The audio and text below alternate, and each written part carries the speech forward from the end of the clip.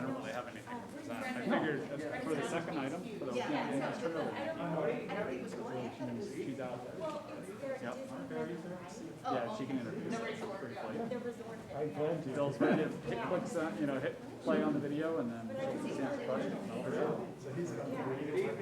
This gets a little free form, so just feel free to, yeah, come on up. Tamp down if it gets crazy.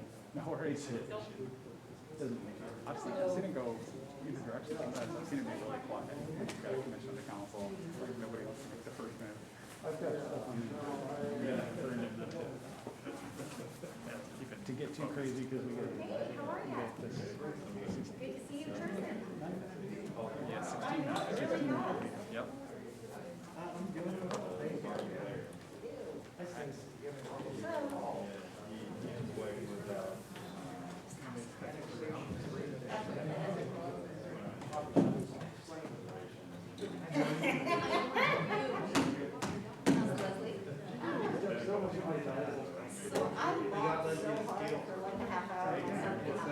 Yeah, which was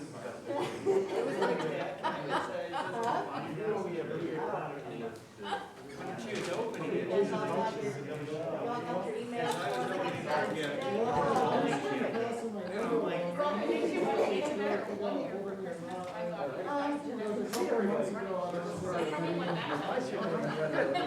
now she's got us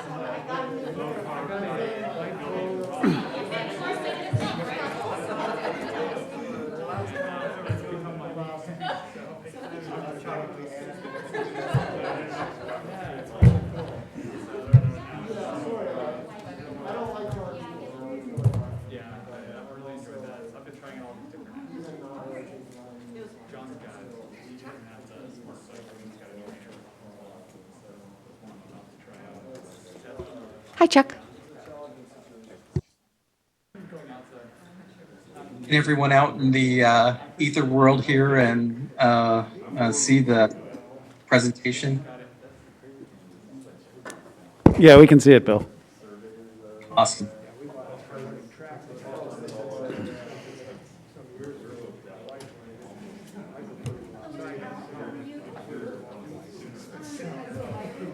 It's got all that gear on it. You can run anywhere in the world. You know, it's like, that was like, the whole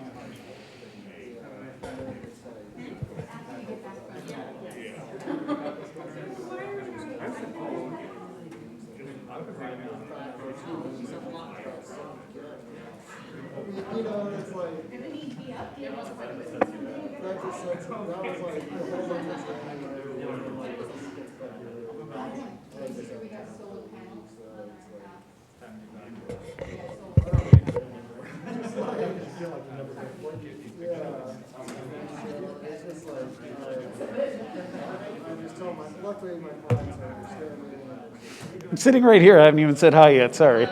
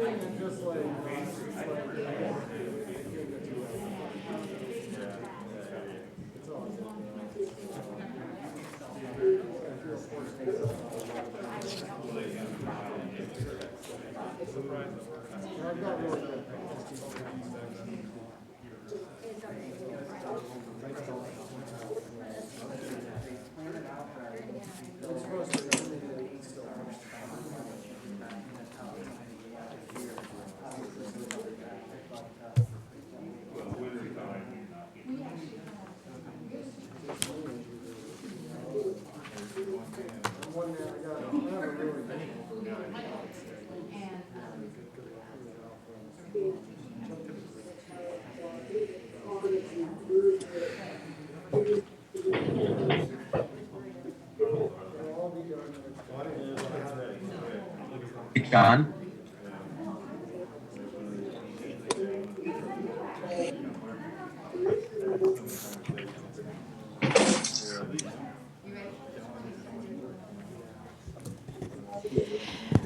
Okay, good evening, everyone. I'm going to call this joint session of the City Council and the City Planning Commission together.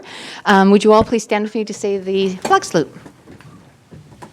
I pledge allegiance to the flag of the United States of America and to the republic for which it stands, one nation under God, indivisible, with liberty and justice for all. I'm going to take a quick roll call so we have it for the record, and then Joe.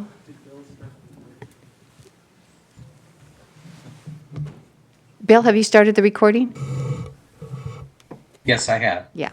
And then Joe, if you want to do the same for the Planning Commission. So I'm just going down the line here. So online, Councilman Chuck Owen. Present. Councilwoman Sarah Diamond. Present. Councilman Nick Lavaca. Present. Councilman Joe Burns. Present. Councilwoman Joellen Kesty. Present. And Councilman Glenn Allen. Present. And as of last week, we did have Councilman Brendan McGoffin asked to be excused, and therefore he is excused from this meeting. Okay, take off. Commissioner Freiberger. Commissioner Penno. Present. Commissioner Huggins, are you online? Absent. Commissioner Johnson. Present. Commissioner Maddox. Present. Commissioner Fournette. Commissioner Fournette, are you online? Present. He's present, online. And Commissioner Fatisi, all present, madam. Thank you. All right, thank you. So John, we'll turn it over to you. I know you have a lot to share with us. Well, it looks like a lot, but it's really not that much. This is our annual, one of two annual meetings that we have between the City Council and the Planning Commission. The way we usually run these is it's not quite spring, so the late winter joint meeting is usually dedicated to what's going to be happening on the kicking off the year's docket, so the comprehensive plan updates for the upcoming year. So that's what we'll be doing today. And then there's also a September Planning Commission City Council joint work session where we talk about kind of the progress that the Planning Commission has been making on the annual docket. So as a brief precursor, we're going to be talking tonight about what the Planning Commission and ultimately City Council will be reviewing for the future updates. You recall that we still haven't closed out the 2021 docket yet. There's two items on that. That's going through the SEPA review process, and I'll be bringing those to you at the not next week's City Council meeting, but the one following for a first read. So that's they're going to be two separate items. It's okay to have them going together. But we're going to try to close that one out as soon as possible and then get the 2022 one kicked off as an entirely separate process. So I just wanted people to understand that there's two different things going on. They're not intertwined at all. And so you don't need to worry about their impact, what we talk about tonight's impact on what the Planning Commission's already reviewed and what will be coming to the City Council here shortly. So that out of the way, hopefully you had a chance to read the short memo that I gave to the council last week. It just describes the process of how we manage, how we do the annual comprehensive plan updates.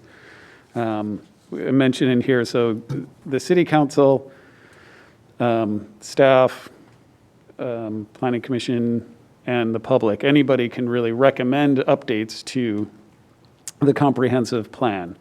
And then all of those updates that are proposed are brought to the council for them to consider whether or not they should be put on the next year's docket for review and, take into account, do we have time and, its impact on other things going on in the city before we officially put it on the docket. So I'm going to talk about what we're proposing this year, and then you'll have the opportunity today to talk about those if you have any questions at all. A lot of these are very straightforward and probably don't generate a whole lot of questions, and you're not making any decisions besides next week, you'll be making a decision whether or not to have the Planning Commission start working on it. So, like I said, anybody can ask to have comprehensive plan updates. The staff puts out a request in the paper and on the website asking if anybody in the general public wants to make any changes. It's rare to see people request updates to the comprehensive plan itself, such as the text of any of the various elements. But it is often the time when, or it is exactly the time when people are allowed to do zoning change requests. That's, last year, the Planning Commission only worked on 2 zoning requests, and those will be coming to you soon, like I said. This year, there's no request. There's no request from the public for any zoning changes or any text amendments, so there's nothing from the public coming on the proposed 2022 docket. Now, staff has identified several items that need to be updated, and I'm going to go over those tonight.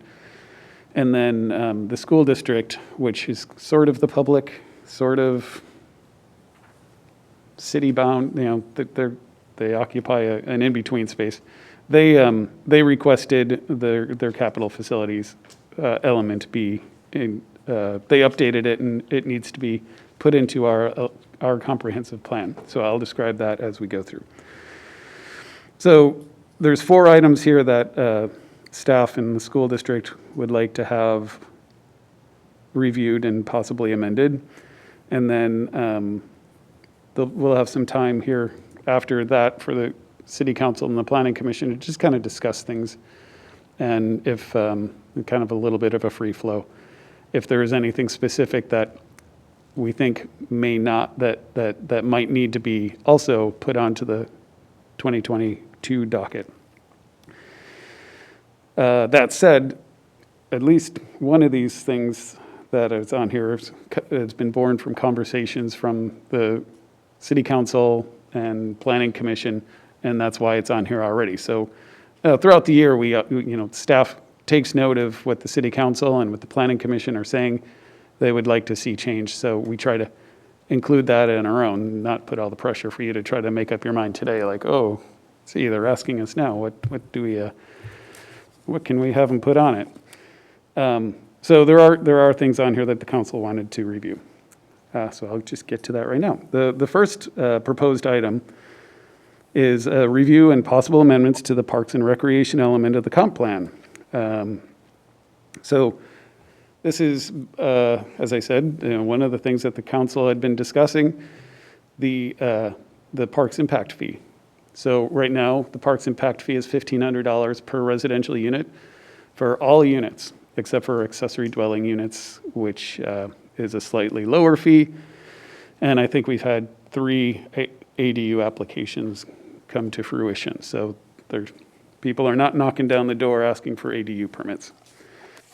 So the way to review the parks impact fee is to review the Parks and Rec element. It is within the Parks and Rec element that we have calculations that led us to the desired current calculation. So we had done several years ago an analysis of how many parks we wanted to have, how many parks we do have, and what we need to do to bridge that gap, how much it costs to buy land, how much it costs in general to develop parks, and there's several different types of park, whether it's a regional park or just a little neighborhood park. And so we built an analysis in the impact fee document that is in the capital facilities plan, or I'm sorry, in the Parks and Rec plan, that describes how we arrived at the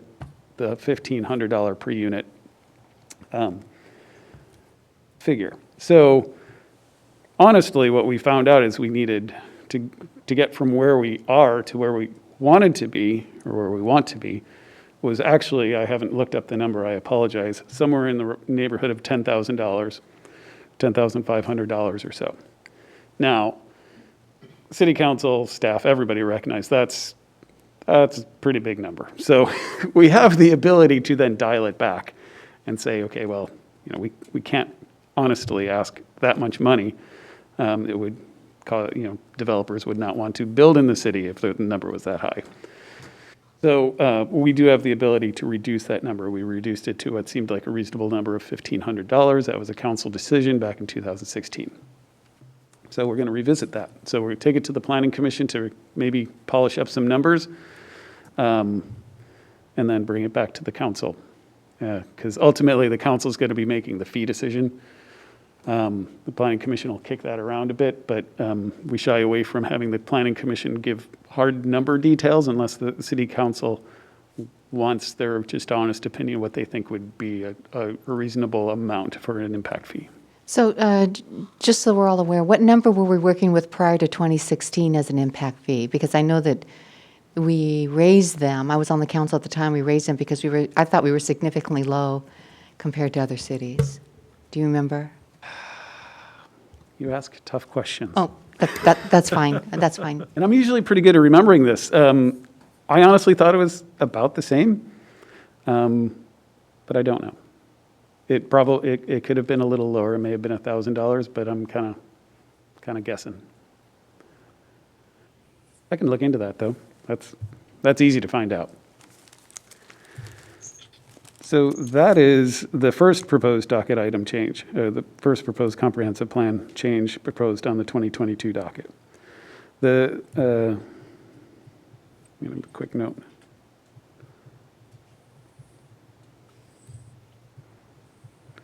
The second item is review and possible amendments to the transportation element of the comprehensive plan. And there's a couple of general things that we're looking to address in the transportation element. First of all, the transportation element's a big one. It's affected more annually by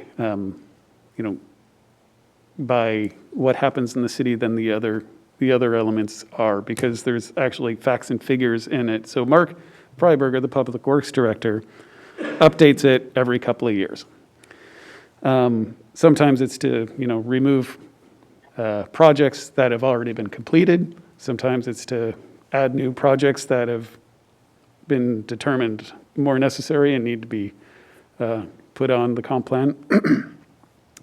And sometimes it's for minor things. So this year, it's sort of middle of the road. There's neither major nor minor amendments proposed. One is to, as I wrote, amend the level of service standards for minor arterials and major collectors throughout the city, and to make minor updates as necessary to make sure the plan is consistent with city codes, state and city codes. So if you have questions about what that all means, Mark's here, but that's kind of the gist of it. And, if you have any concerns, now would be a great time to bring them up. Like I said, this is the first read. We're gonna talk about this at the next council meeting in 1 week.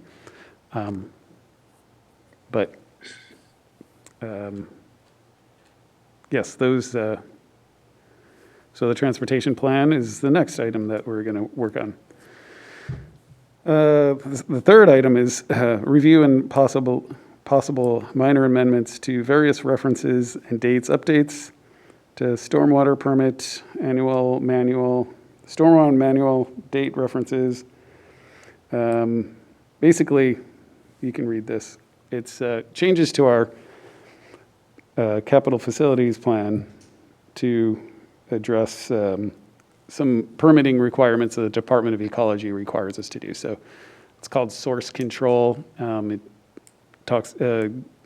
has to do with our stormwater compliance permit.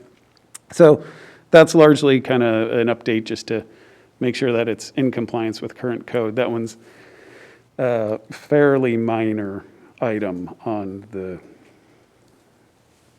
that. So, oh yeah, it looks like it's also going to possibly affect the land use element, capital facilities element, and possibly some changes to the municipal code. But those are, the only reason we're doing it is just to brush it up to be in compliance with our stormwater permitting.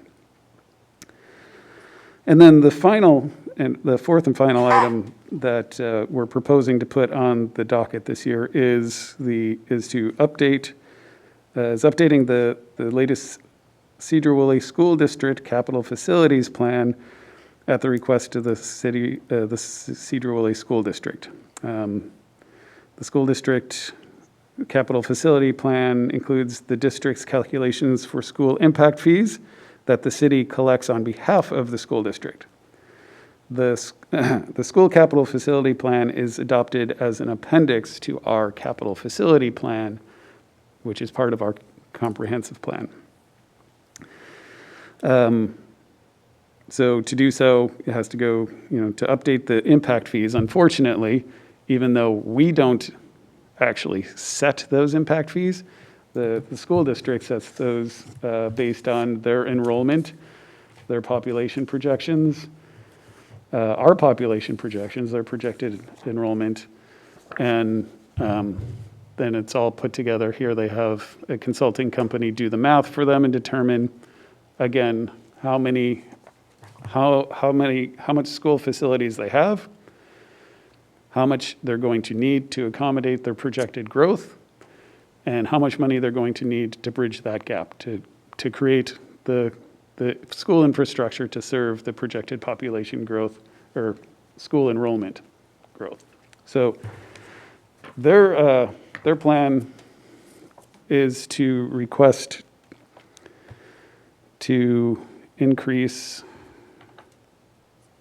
their, I'm not used to needing glasses, and so if I'm holding this far away from my face, I apologize. So they're asking, they want to increase their school impact fees, and then we just collect it on behalf of them. So we don't have a lot of say in what their impact fee is. We just need to adopt it in. Typically, this is just, we just say, okay, great, we work with the school district to get it adopted in and update our code and our capital facility plan to get this in there. And so we can start adopting, so we can start charging the adequate amount for what they need to accommodate their student growth. So that's going to require changes to Chapter 15.64 in our municipal code, and it's going to require changes to the capital facilities element of our comp plan. But it's an interesting, it's just kind of a pass-through. We just have to do some accounting for them and to make it happen. And that is the balance of what staff is seeing need to put on the 2022 docket. If you have any questions, I'm happy to answer them. Otherwise, we feel like these are nothing terribly contentious. So unless you think so, let's have a chat about it. I have a question. Sure. What is the impact fee? What will they raise it to for the school?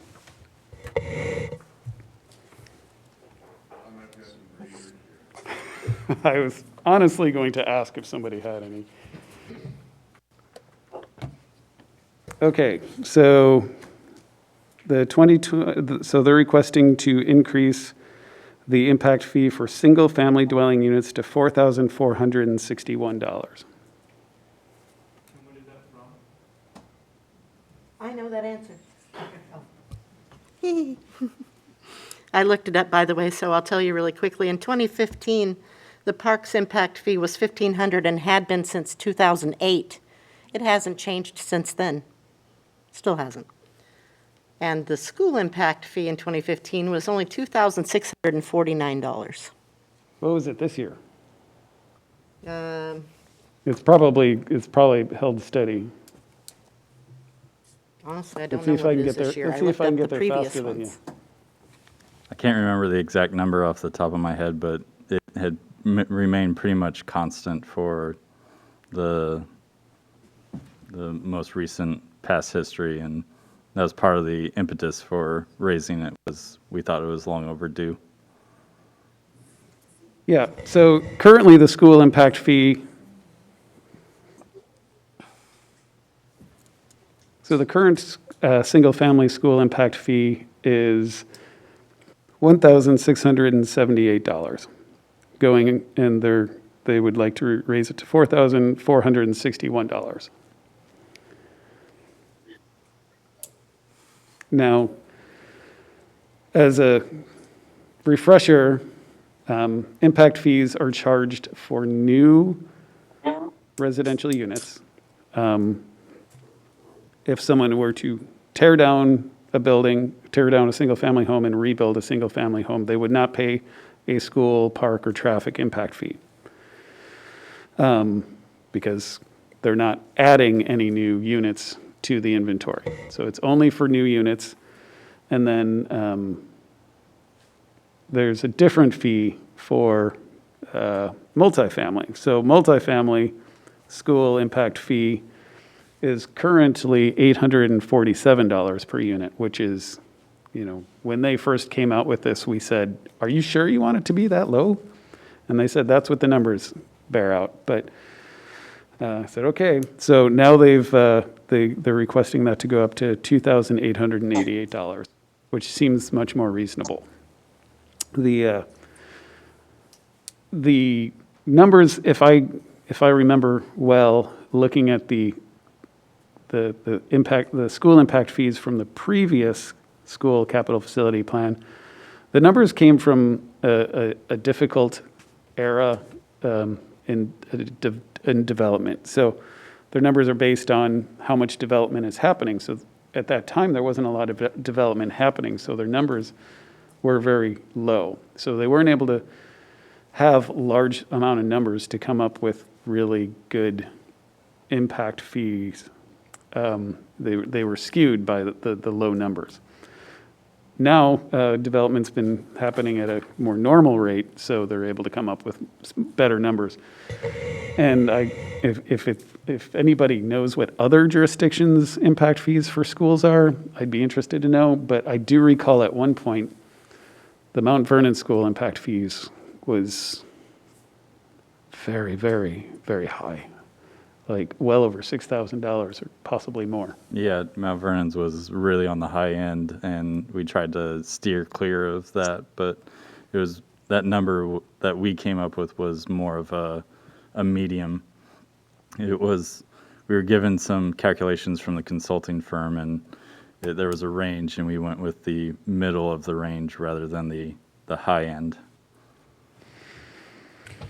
John, is there a reason why we wouldn't do a percentage per build so that it increases if the economy increases, if the home price to build out increases, the projected cost, so we're not doing the sustained 1,500 over a long period when the housing is clearly cost a lot more than that?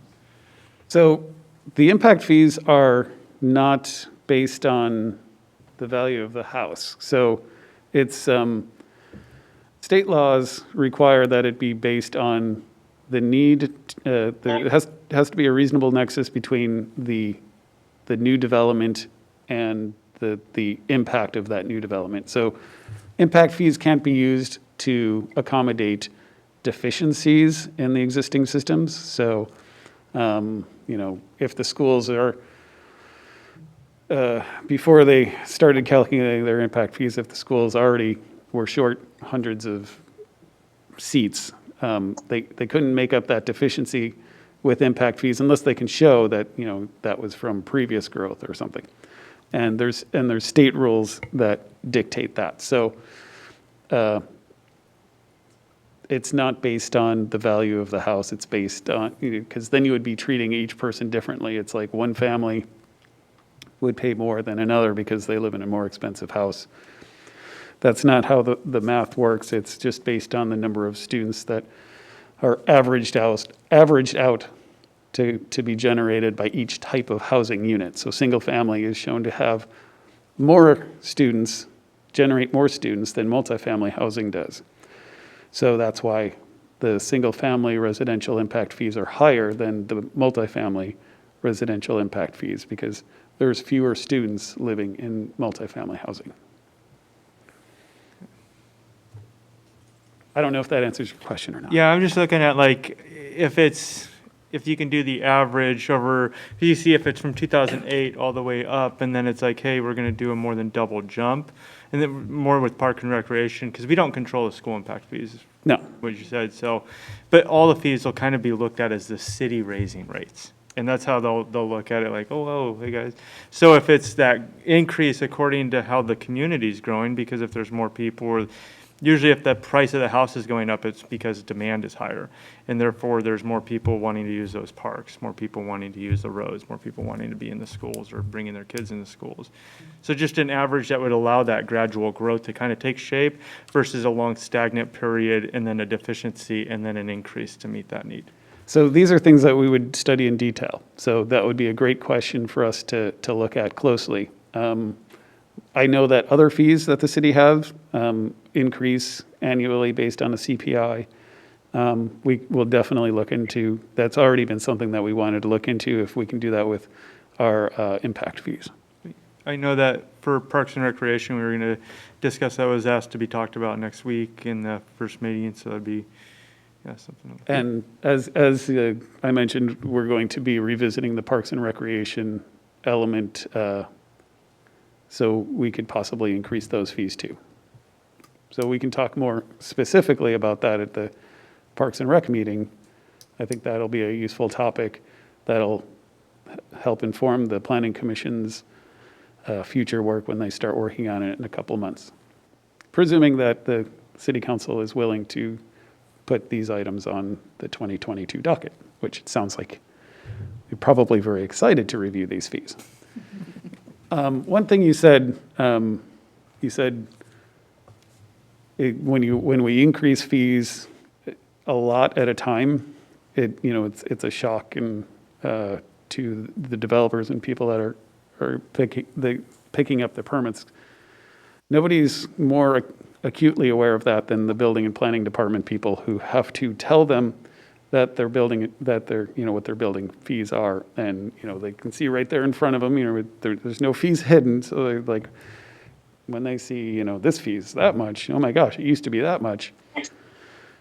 We're the ones that hear about it. So we're very cognizant and we recognize that higher fees does make it harder for developers. And at the same time, we're also cognizant that higher fees are necessary as costs increase and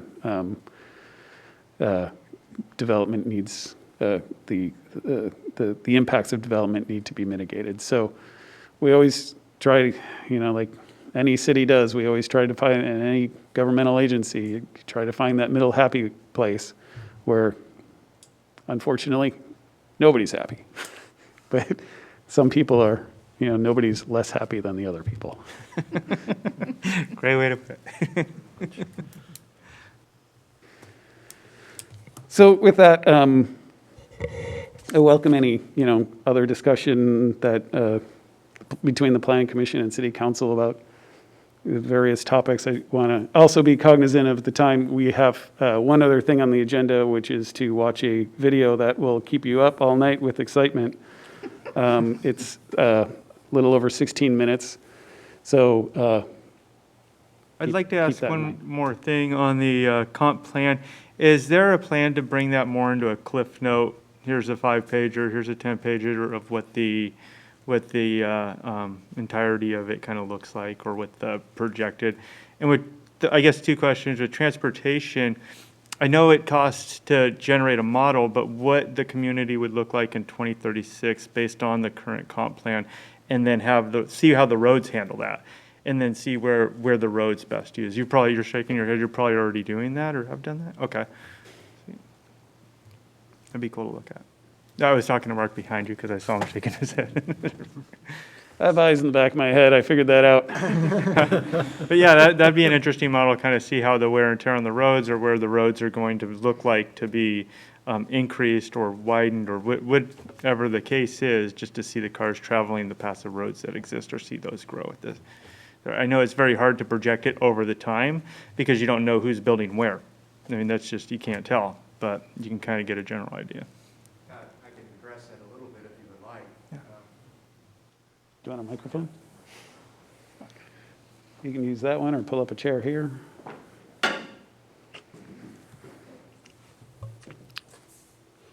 So the Chapter 3 of the transportation element of the comprehensive plan already has in it the model that we've been using and updating over the years to manage the improvements to the transportation system in coordination with the growth of the city. So that's built into that.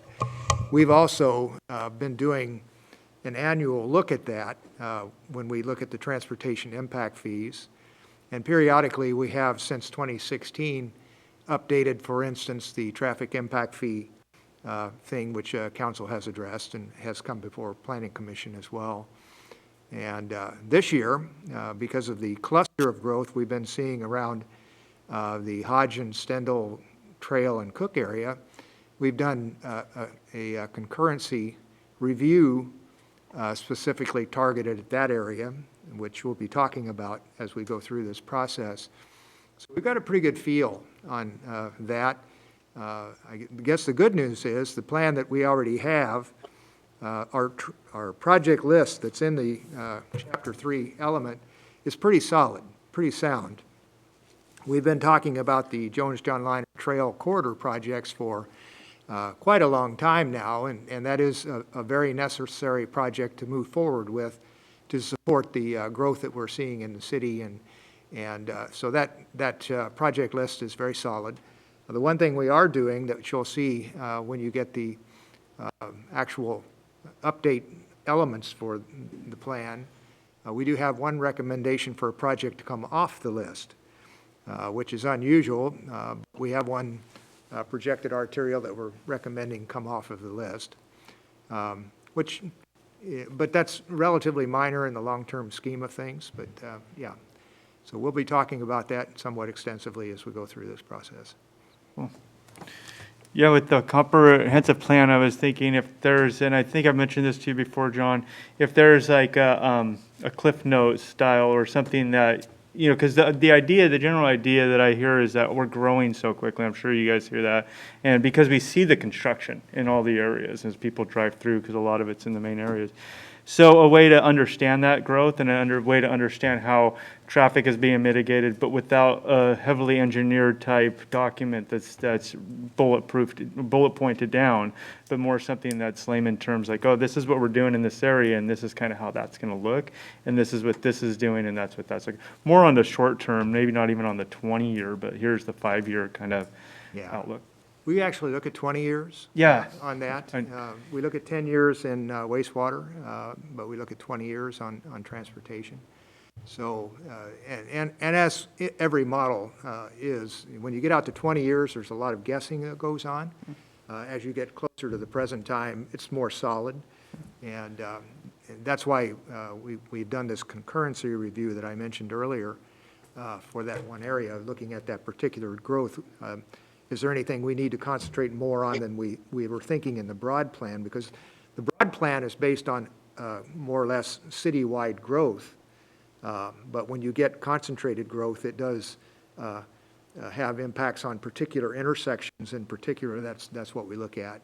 And the Cook Trail intersection is one we've been very conscious of in the recent couple of years to see, are we getting close to a breakdown on that? And we do that by level of service. That's the metric that we use for that. And it's based on a number of measures, but the most easy one to understand is delay. How much delay would a motorist have as they're approaching an intersection before they can make whatever they're trying to do, turn left, turn right, go straight, those kind of things. So, and that's what you'll see in the memorandum that'll accompany that will be a discussion of level of service and how that's affected by the growth that we're seeing. So the models are actually pretty good. They can really drill in based on growth rates and particular plan developments and predict with a fair amount of accuracy when they'll get to the point where they're not functioning up to our standards. So cool.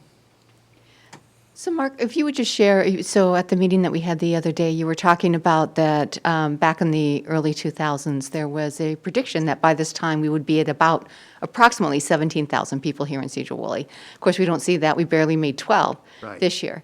But can you speak to that, how, the ebb and the flow and the unpredictability and why it's really important to review these comp plans and review the plans that we have? Yes, and John is much more cognizant of that than I am, but generally, we watch these things. You can't just look at a year. So for instance, last year, we had about 200 new units of combination of multifamily and single that came in. And that's roughly double what we have in our, at least in our sewer plan that we recently updated. We'd been allowing 100 a year for the first 6 years of the 10-year window we were looking at, the first 4 years, and then 50 a year after that, total of 600 units over 10 years.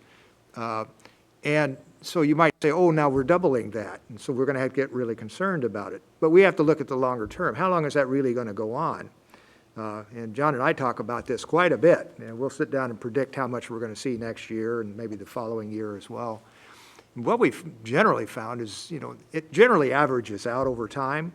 So we may make 200 units, or we did make 200 units in 2021. We may make that in 2022. It's possible. But in 2023, we're running out of inventory. There's not any big developments in the pipeline, so it's going to drop back down. It's probably going to be closer to the 50 level.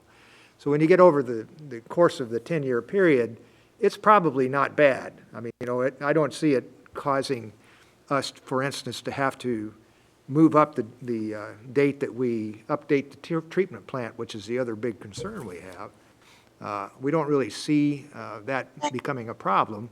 And again, as the mayor pointed out, our comprehensive plan itself was based on a much faster growth than we're really even seeing with the little spike we've had recently. So we're still way under what the comprehensive plan had predicted. John, is that accurate? Yeah. Okay.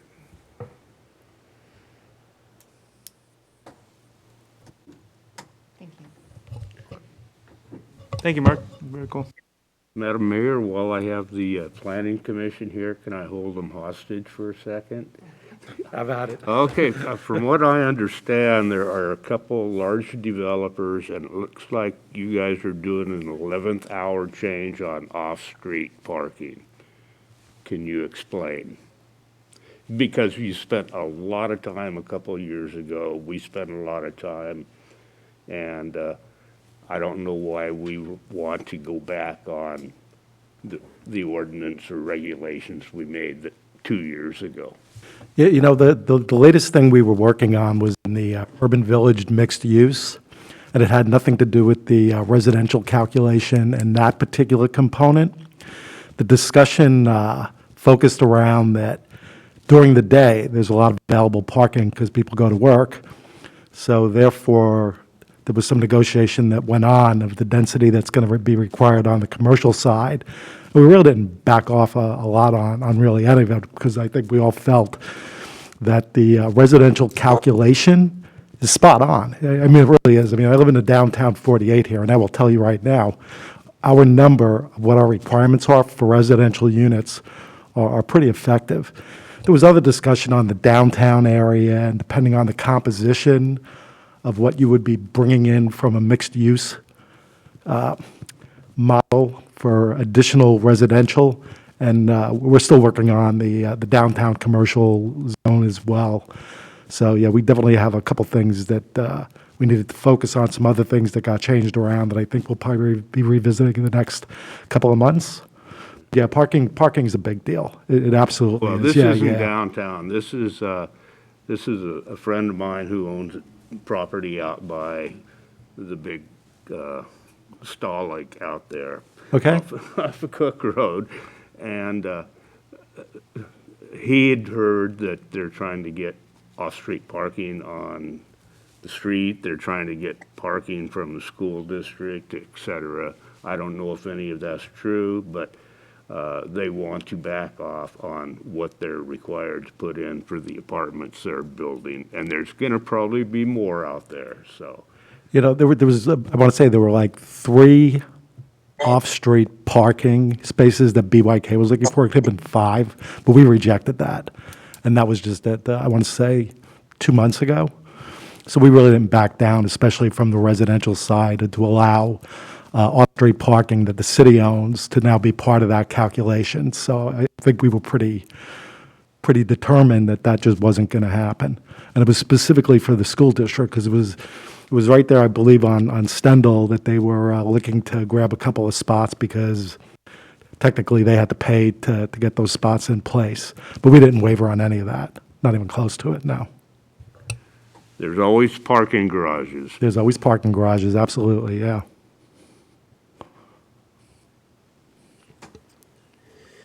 Okay. John, do you have anything more you want to address regarding this, or anything you need from the council at this point? No, this is a first read.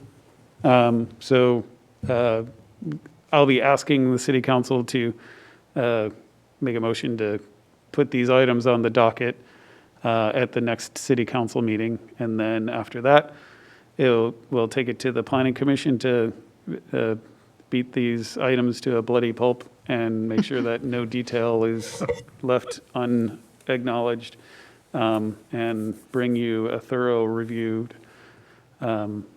changes, or not, depending on what they see, what the planning commission learns in the review process. May I make one comment?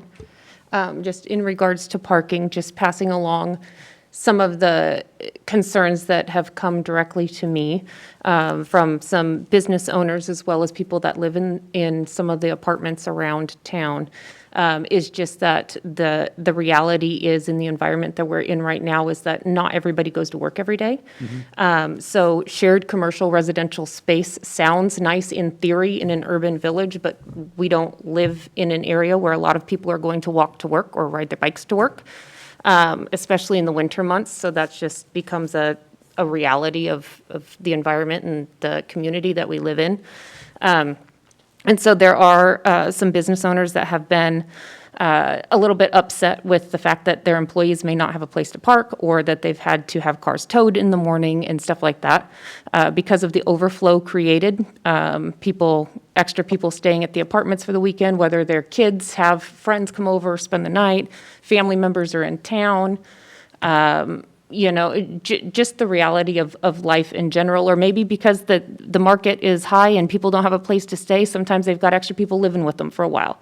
So the reality of, 2 vehicles per household now becomes 4, 6 vehicles even sometimes. And so I'm just passing along that reality right now, is that is something that they are dealing with. I don't know to what extent, but in talking about commercial and residential shared use parking, it's been a very much, nobody really wants to see that. So I can comment on that because, like I said, the impact is for us right here at the downtown 48. There's always this constant war of people parking in the commercial spots. But the problem is on the property manager. They're the ones that really need to enforce the rules of what they put the amount of parking in. And here's an example. We just got an email recently that if you have 2 individuals in a 1-bedroom apartment, you're right, sometimes they can have 2 or 3 cars, but that's not the way the code was written. Okay, there's a specific amount of spaces that need to be in place for the amount of development that you're putting in there. So that's finally coming to a bit of a head, so to speak. So they are addressing it. I think they're going to require different, whether it's a decal or a sticker to start policing it, but that's on them, and they could do a better job. They're parked all the way on the side of E&E Lumber, and sometimes I come home at night at 10 o'clock. I can't find a place to park myself. Right. And I mean, I've even noticed it in town. I mean, I know of several households that, for whatever short-term circumstances that they're having, everybody has them. And they're doing the right thing by trying to help their friends or family in their circumstances. But you've now got street parking in places that weren't necessarily supposed to be street parking. Right. In downtown in the city. So just throwing that out there for something to keep in mind, something that's been brought up to me over and over and over again.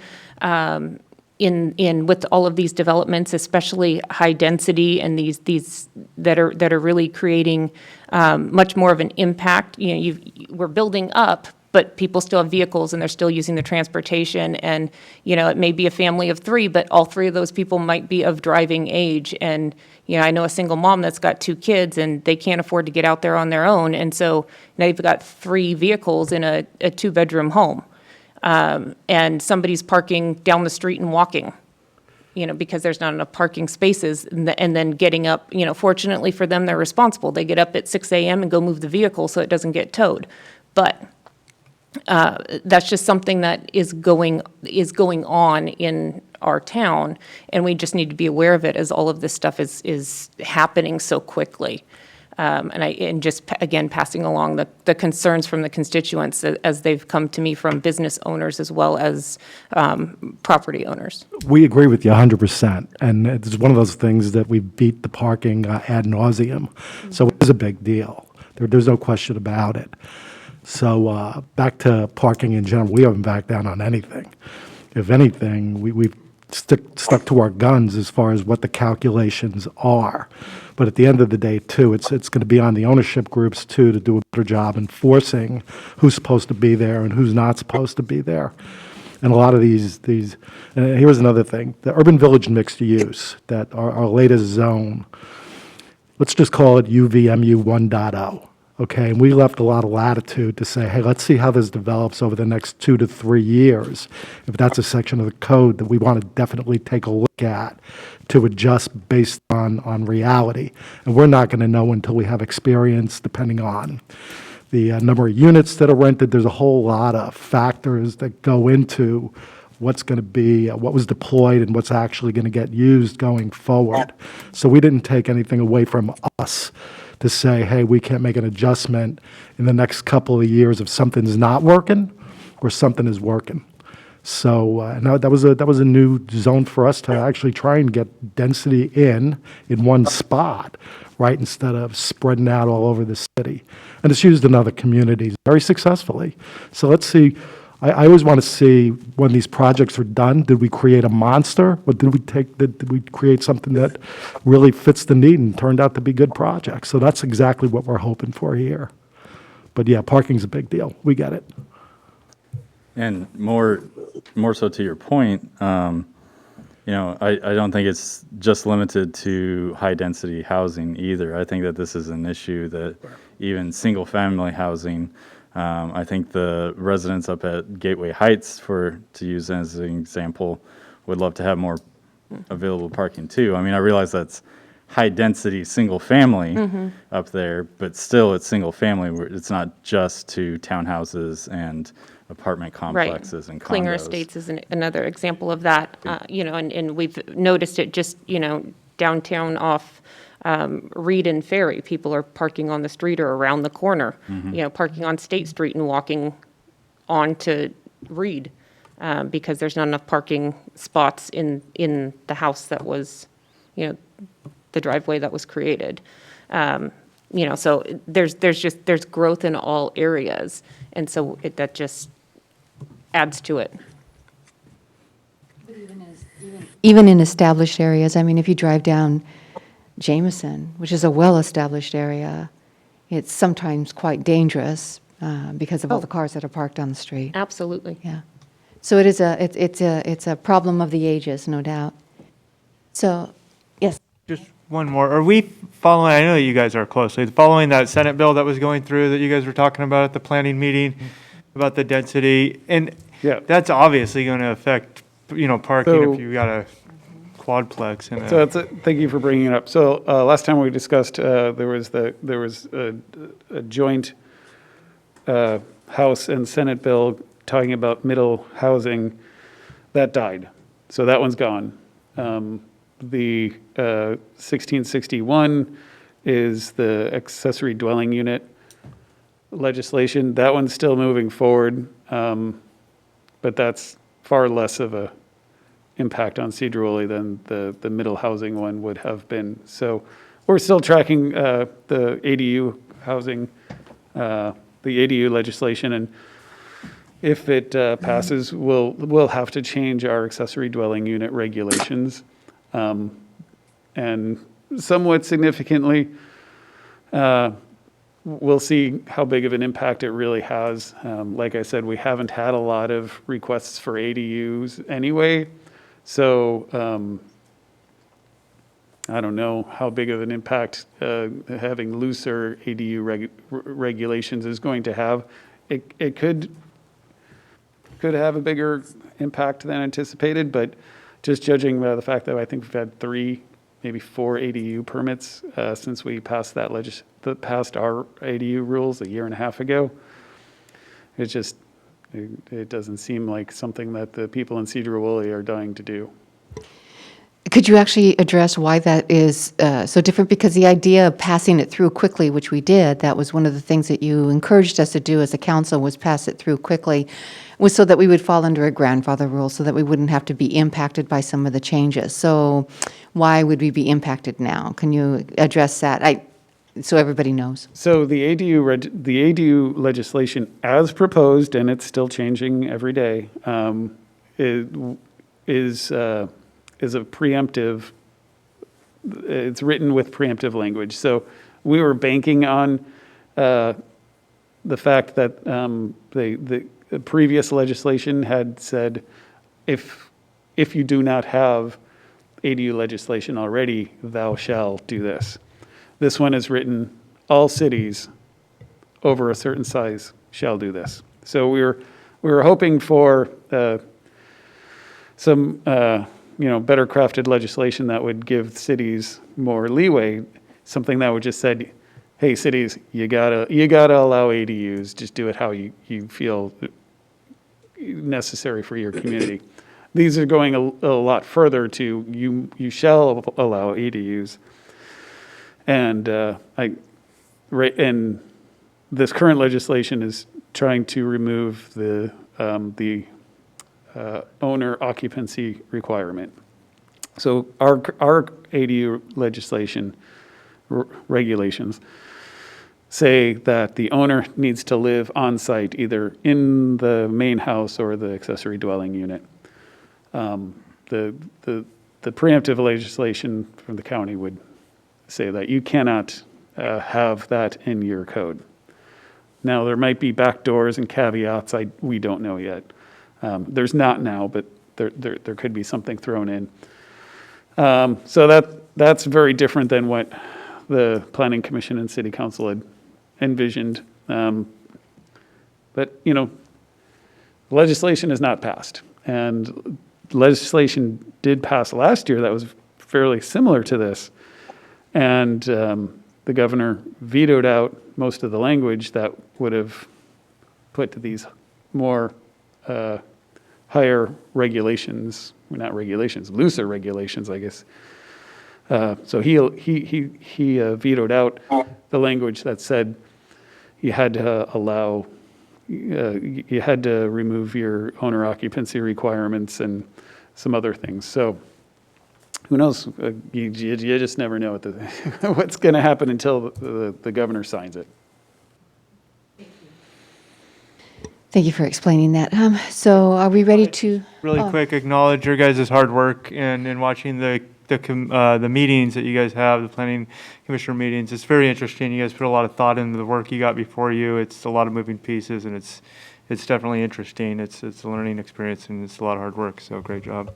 You beat me to the gun. That was exactly what I was getting ready to do. I just wanted to say thank you to the Planning Commission for your hard work. And no doubt, you actually know these policies and these issues much better than we do when it comes before us, because you've gone through every period and comma and every sentence structure, and we greatly appreciate the work that you do. You work hard, and you make our job much easier. But more than that, you really help shape the city itself, and I hope that you take some pride in that. We do, and thank you very much, because we do give it a lot of thought. We do beat things to death. Okay, well, if we have finished with this, is there anything else you want to add to this, John, or are we ready to move on to the annual Open Public Meeting Act training? We're ready to move on if you are. Okay. I believe we are. Any other questions or concerns? Anything from the Planning Commission? All right, let's do it. Okay, so I think that I get to kick this one off.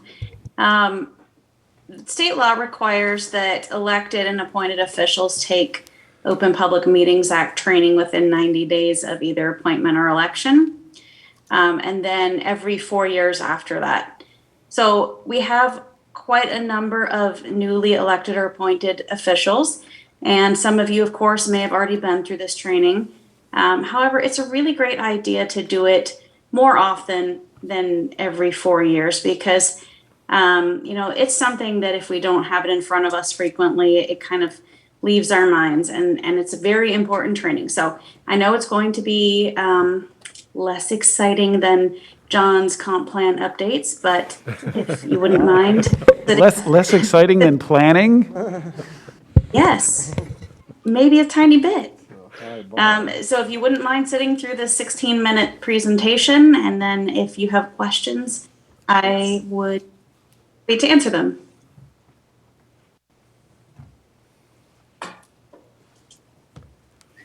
This is Bill. Just wanted to let everyone know that it's real important that you mute your microphones during this so it doesn't interrupt it when I'm playing it.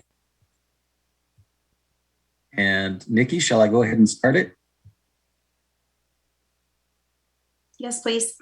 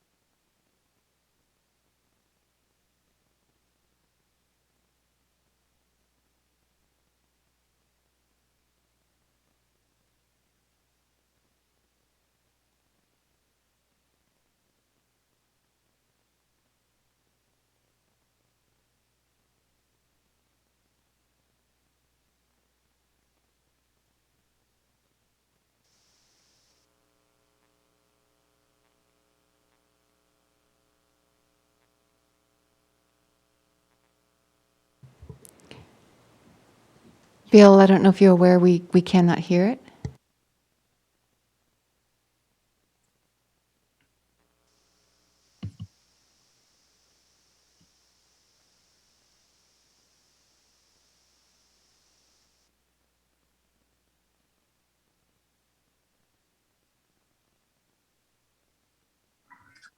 Washington State Attorney General Bob Ferguson. Joining me in this video is Open Government Assistant Attorney General Nancy Creer. This training video provides an overview of the Open Public Meetings Act for both the general public and for public agencies. It is intended to provide a greater understanding of the legal requirements of this important act.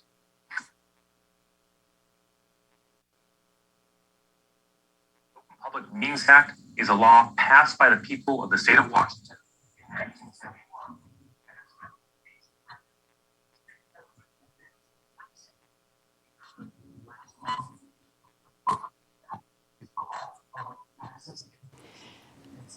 Bill, we've lost the volume again. Based on the principle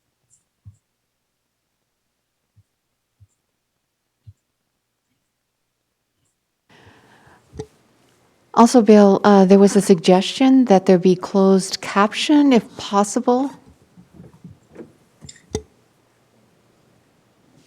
I'm going to try to turn that on here. Can you hear me?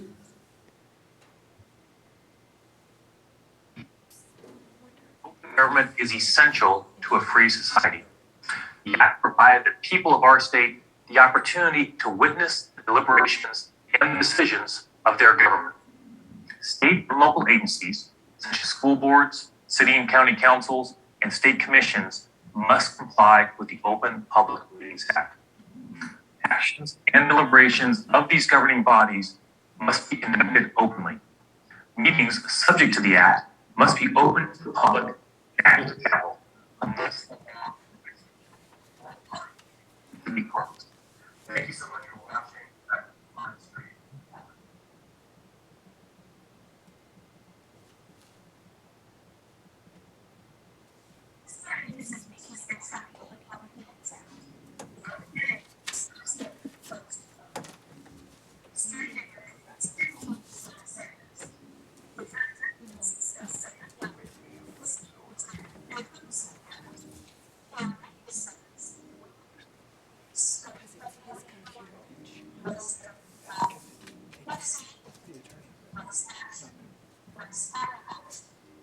Oh, I see what you're saying, okay.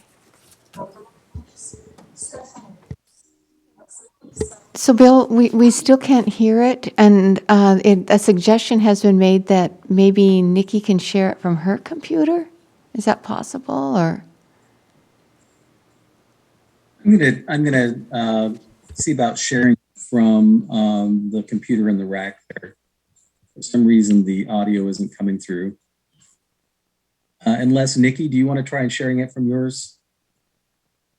I'm not certain that would be effective. I don't know that I have the bandwidth to share the video on mine. Give me just a second. I'm going to go ahead and see about sharing it from the rack machine. Hold tight.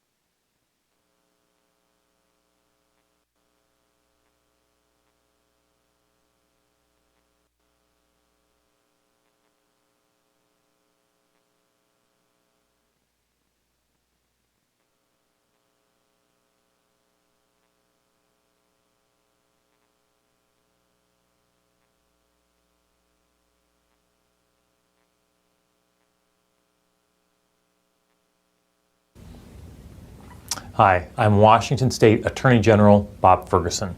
Joining me in this video is our Open Government Assistant Attorney General, Nancy Creer. This training video provides an overview of the Open Public Meetings Act for both the general public and for public agencies. It is intended to provide a greater understanding of the legal requirements of this important act.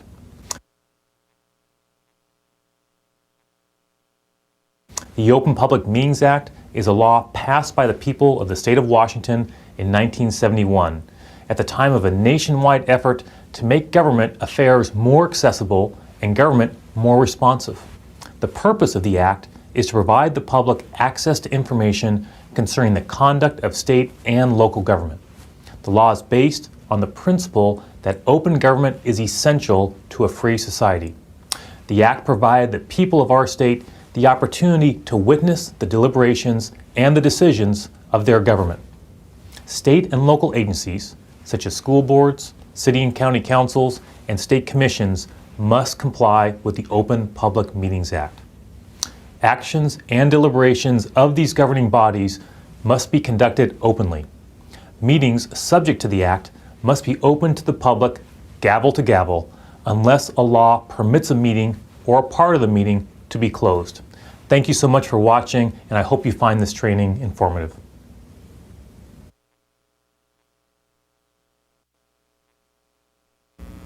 This training presentation is based on the Open Public Meetings Act.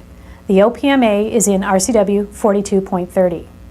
This training video contains 15 short segments. The Attorney General just discussed Segment 1, the history, intent, and purpose of the Act.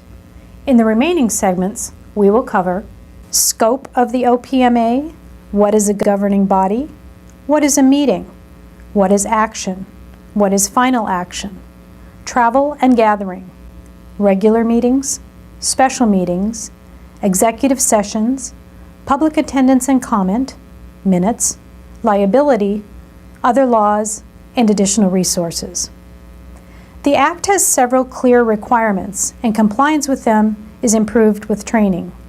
Training can mean the difference between complying with the law and expensive litigation.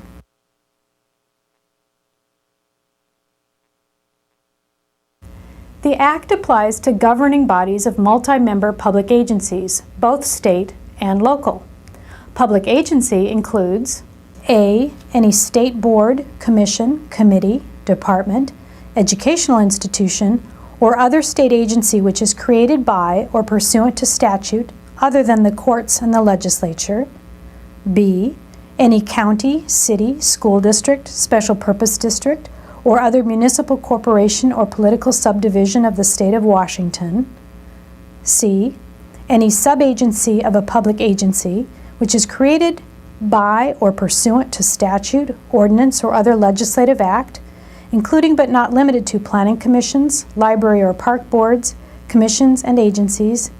And D, any policy group whose membership includes representatives of publicly owned utilities formed by or pursuant to the Washington laws when meeting together or on behalf of participants who have contracted for the output of generating plants being planned or built by an operating agency. In some cases, an entity which is not an agency can still be subject to the Act when it is the functional equivalent of a public agency. This determination depends on whether it performs a government function, receives government funding, the extent of government involvement or regulation, and whether the entity was created by government. Examples of public agencies subject to the Act include city councils, county councils, school boards, fire district boards, and state commissions. Agencies governed by an individual, such as a single director, are not subject to the Act. Some activities of public agencies are not subject to the OPMA. They include certain licensing and permitting activities, quasi-judicial matters, matters governed by the Washington State Administrative Procedure Act, APA, and certain collective bargaining activities.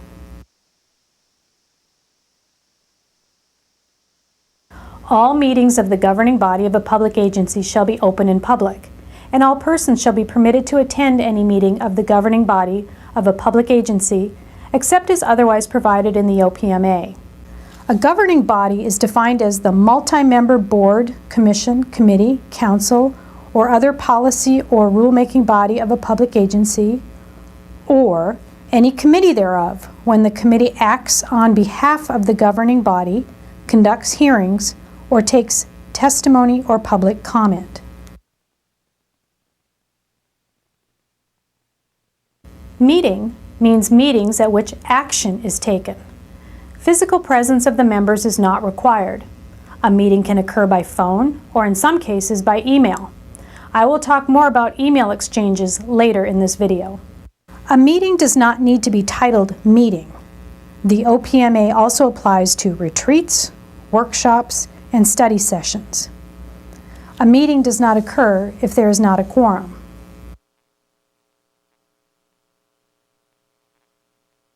Both actions and final actions are subject to the OPMA. Action means the transaction of the official business of a public agency by a governing body, including but not limited to receipt of public testimony, deliberations, discussions, considerations, reviews, evaluations, and final actions. Final action means a collective, positive, or negative decision, or an actual vote by a majority of the members of a governing body when sitting as a body or entity upon a motion, proposal, resolution, order, or ordinance. Final actions must occur in public. Secret ballots are not allowed.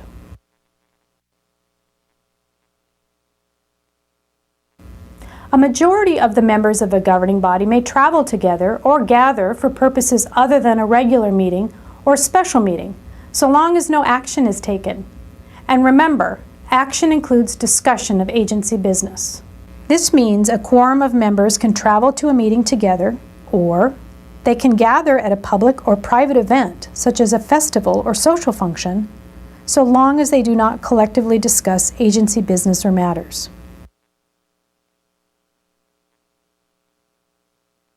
Regular meetings are recurring meetings held in accordance with a periodic schedule by ordinance, resolution, bylaws, or other rule. State agencies file the notice of regular meetings each year with the Office of the Code Reviser.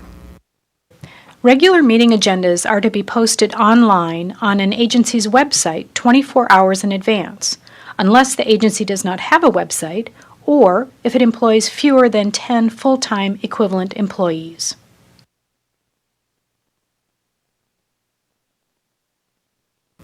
Special meetings are meetings that are not regular meetings, called by the presiding officer or a majority of the members. This means they are meetings not on a fixed schedule, such as on a day different than the regularly scheduled meetings. Certain notice requirements apply to special meetings. For example, 24-hour advance written notice must be provided to members of the governing body unless waived, provided to local newspapers, radio, and TV stations that have a request on file, posted on the agency's website if the agency has a website, unless other exceptions apply for agencies with few staff, and prominently displayed at the main entrance and the meeting site. The notice must specify the time, place, and business to be transacted. There is an exception to the notice requirements for emergency special meetings. Those are meetings involving injury or damage to persons or property, or the likelihood of injury or damage, where time requirements make notice impractical and increase likelihood of injury or damage.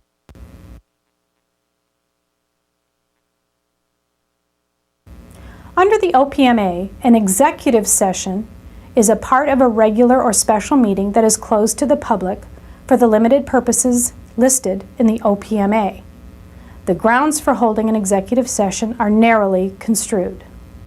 The purpose of the executive session and the time it will end must be publicly announced before excluding the public, and the time can be extended by further announcement.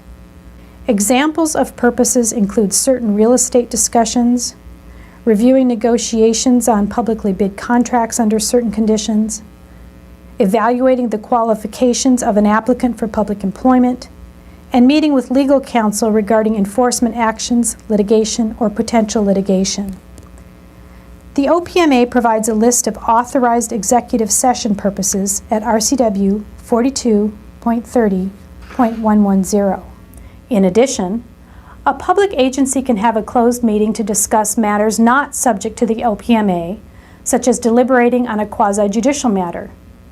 Other laws may provide additional procedures or authority for particular meetings or hearings, or for particular agencies. An agency must carefully follow the law when meeting in an executive or closed session. For example, when meeting in an executive session under the OPMA to discuss agency enforcement actions, litigation, or potential litigation, there are 3 requirements. First, legal counsel representing the agency must be present.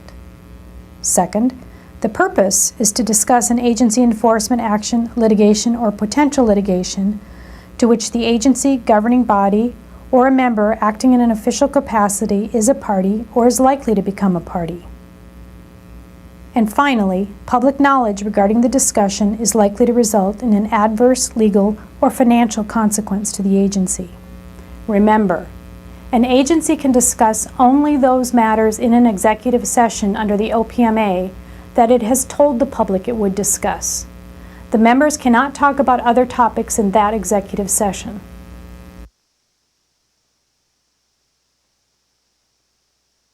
As we discussed, all meetings of the governing body of a public agency shall be open and public, and all persons shall be permitted to attend any meeting of the governing body of a public agency, except as otherwise provided in the OPMA. An agency also cannot place conditions on attendance, such as requiring persons to register their names or fill out a questionnaire before attending.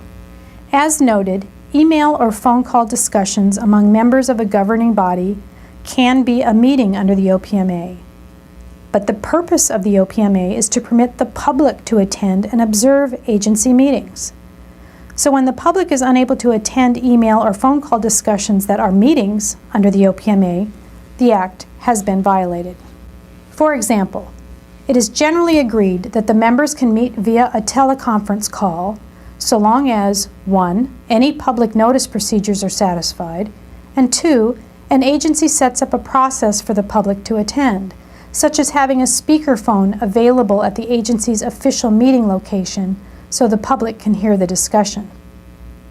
In contrast, since an email exchange among a quorum of members of a governing body is not open to the public, such an exchange in which action takes place is a meeting that would violate the OPMA. And remember again, action is broadly defined.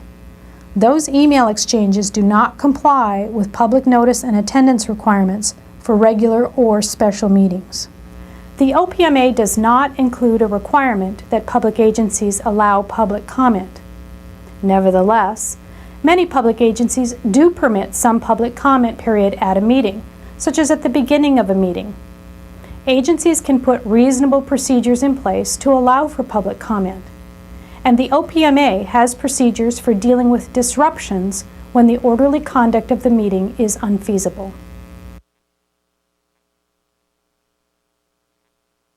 The minutes of all regular and special meetings, except executive sessions of such boards, commissions, agencies, or authorities, shall be promptly recorded, and such records shall be open to public inspection. That law does not require any specific format for minutes. That law also does not require an audio or video recording of a meeting, although many agencies make such recordings. We have advised that the minutes should, at a minimum, recite the significant actions of the agency. Violations of the OPMA can result in a lawsuit against an agency and its members. A court can impose a $500 civil penalty as personal liability against each member who attends a meeting in knowing violation of the OPMA, and a $1,000 penalty for a subsequent knowing violation. A court can declare any action taken at a meeting not held in compliance with the OPMA null and void. And a court will award costs and attorney's fees to a successful party seeking a remedy under the OPMA.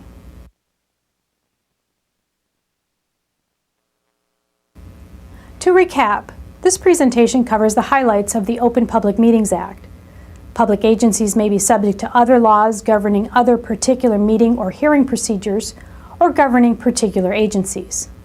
And the laws concerning agency meetings and hearings can also be amended from time to time. Therefore, agencies are cautioned to be mindful of all the current laws concerning their meeting and hearing procedures.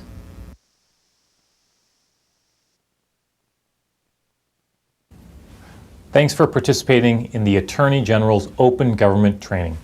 For more information, there are resources available for agencies to receive training and technical assistance for compliance with the Open Public Meetings Act. An official should first consult with its agency's counsel for routine assistance and for training. Additional resources are listed on this website. The Assistant Attorney General for Open Government, Nancy Creer, is also available to provide information about the Open Public Meetings Act.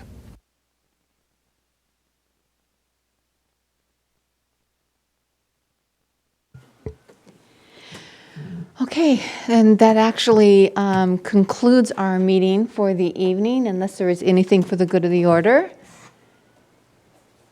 If not, City Council will be meeting next week, Wednesday, March 9th at 6 p.m. for our regular meeting.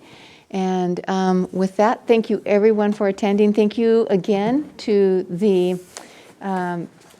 commissioners for coming in and listening to what we had to say about items that you're going to be discussing in the comp plan. And we look forward to hearing your results. With that, we are adjourned. Thank you. Lily. Good night.